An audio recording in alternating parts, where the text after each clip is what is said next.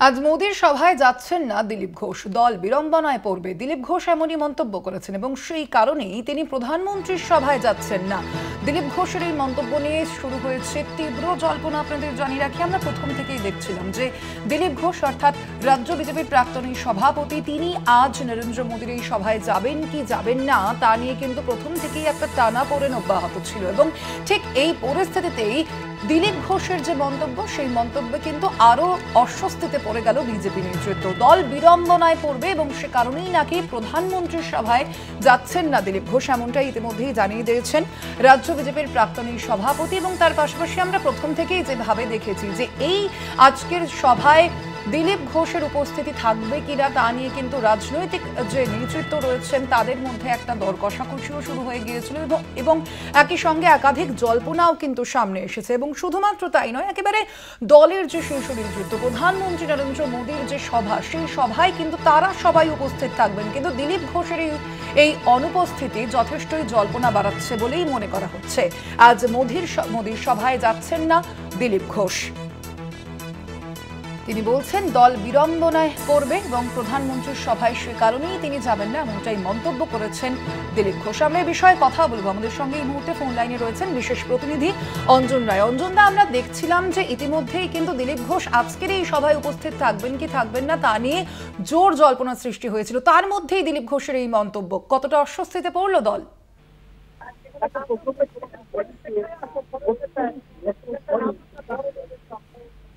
অঞ্জনদা শুনতে পাচ্ছেন? অঞ্জনদা, একটু স্থান পরিবর্তন করে কথা বললে ভালো হয়, শোনা যাচ্ছে না কিছু। হ্যাঁ অঞ্জনদা।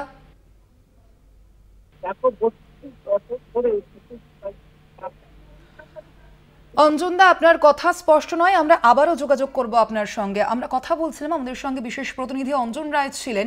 আপনাদের যেমনটা জানাচ্ছিলাম, রাজ্য বিজেপির প্রাক্তনী সভাপতি দিলীপ ঘোষ আজ যাচ্ছেন না প্রধানমন্ত্রী নরেন্দ্র মোদীর সভায় এবং তেমনটাই কিন্তু ইতিমধ্যেই তিনি জানিয়ে দিয়েছেন এবং তার পাশাপাশি তিনি এও জানিয়েছেন যে তিনি যদি এই সভায় যান তাহলে কিন্তু বিড়ম্বনায় পড়বে দল এবং সে কারণেই প্রধানমন্ত্রীর সভায় যাচ্ছেন না দিলীপ ঘোষ। ইতিমধ্যেই আমরা দেখেছিলাম দিলীপ ঘোষের সঙ্গে দলের যে দূরত্ব তৈরি হয়েছিল, সেই দূরত্ব কিন্তু রাজ্য সভাপতি হিসেবে শ্রমিক ভট্টাচার্য যখন আমরা দেখেছি তাকে নির্বাচন করা হয়, তাকে মনোনীত করা হয়, তখন কিন্তু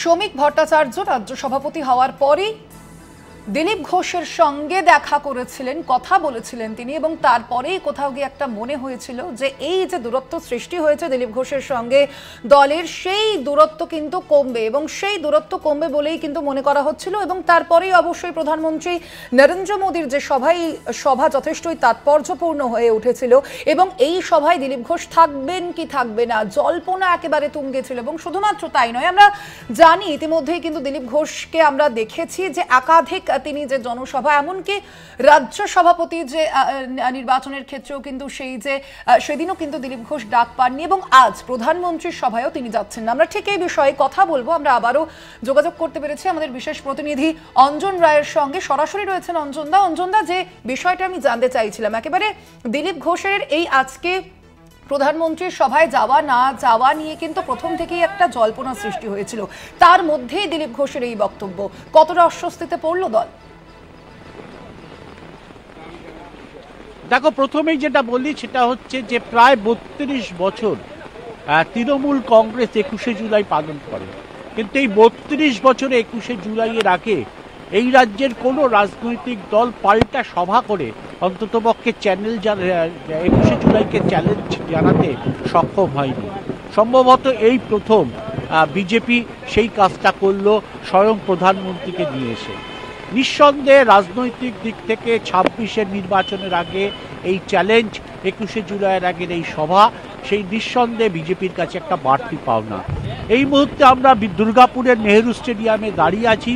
চূড়ান্ত প্রচণ্ড পরিমাণে বৃষ্টি চলছে, বজ্র বিদ্যুৎ সহ বৃষ্টি চলছে বলতে পারো, এবং আমরা স্টেডিয়ামের বাইরে দাঁড়িয়ে আছি কারণ সাংবাদিকরা কোথা দিয়ে ঢুকবে তা এখনো কর্তৃপক্ষ ঠিক করে উঠতে পারেনি। ফলে চূড়ান্তভাবে ভিজছি যেমনি আমরা, তেমনি আমরা এই মুহূর্তে খুব অসহায়। যেটা বলছিলে যে বিজেপির যেমনি এটা একটা বাড়তি লাভ, নিঃসন্দেহে তৃণমূলকে চ্যালেঞ্জ জানিয়ে 26শে কর্মীদের বিধানসভা নির্বাচনের আগে একটা ওয়ার্ম আপ করানো, ঠিক তেমনিভাবে কিন্তু দিলীপ ঘোষের ঘটনাকে কেন্দ্র করে কার্যত কিছুটা পরিমাণে হলেও বিজেপির মুখ পুড়েছে। কারণ দিলীপ ঘোষ প্রথমে বলেছিলেন তাকে আমন্ত্রণ না জানালে তিনি যান না, তারপর তিনি বলেছিলেন কর্মীরা তাকে ডেকেছেন তাই তিনি যাবেন, তারপরে পরিস্থিতি আবার বদলে গিয়ে জানালেন দল অস্বস্তিতে পড়ছে তাই তিনি যাবেন না। এই যে একটা মানুষের বিভিন্ন কথার পরিবর্তন, দিলীপ ঘোষের মতন মানুষ যিনি রাজ্য সভাপতি ছিলেন, সর্বভারতীয় সহসভাপতি ছিলেন, এই ভূমিকা নিঃসন্দেহে বিজেপির কর্মীদের হতাশ করেছে। এবং প্রধানমন্ত্রীর সভার প্রাক্কালে 21শে জুলাইকে সামনে রেখে যে একটা চ্যালেঞ্জ ছুড়ে দেওয়ার বিজেপির চেষ্টা ছিল, সেই চেষ্টায় যতটা বিজেপি উৎফুল্ল হয়েছিল, বিজেপির কর্মীরা যতটা সচল হয়েছিলেন, ঠিক সেইখানে দাঁড়িয়ে কিন্তু কিছুটা হলো দিলীপ ঘোষের ঘটনা তাদেরকে ব্যাকফুটে ফেলে দিল।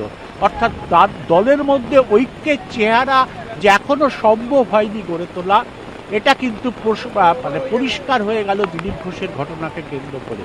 ফলে সবটা মিলিয়ে কিন্তু যে বিজেপির সামনে প্রধানমন্ত্রীর এই দুর্গাপুরের জনসভা, 21শে জুলাইকে চ্যালেঞ্জ করে যে জনসভা, সেই জনসভার যে ফয়দা তোলার কথা প্রাথমিকভাবে হলো একটা ধাক্কা খেল দিলীপ ঘোষের মতন বিজেপির প্রাক্তন সভাপতির সাম্প্রতিক ঘটনাকে কেন্দ্র করে।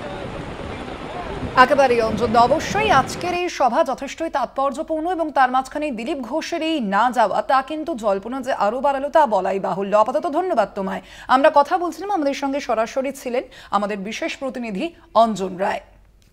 আজ ফের রাজ্যে প্রধানমন্ত্রী নরেন্দ্র মোদী একেবারে 2 মাসের মধ্যে দ্বিতীয়বার আজ বঙ্গ সফরে প্রধানমন্ত্রী নরেন্দ্র মোদী। আজ 2টি সভা রয়েছে প্রধানমন্ত্রী নরেন্দ্র মোদীর, এবং সামনেই একদিকে 21শে জুলাই আছে এবং তার পরবর্তীতে 2026-এর যে বিধানসভা নির্বাচনকে মাথায় রেখে আজ এই 2 জনসভা থেকে প্রধানমন্ত্রী নরেন্দ্র মোদী ঠিক কি বার্তা দেন বিজেপি কর্মী সমর্থকদের উদ্দেশ্যে, নজর থাকবে আমাদের সেদিকে।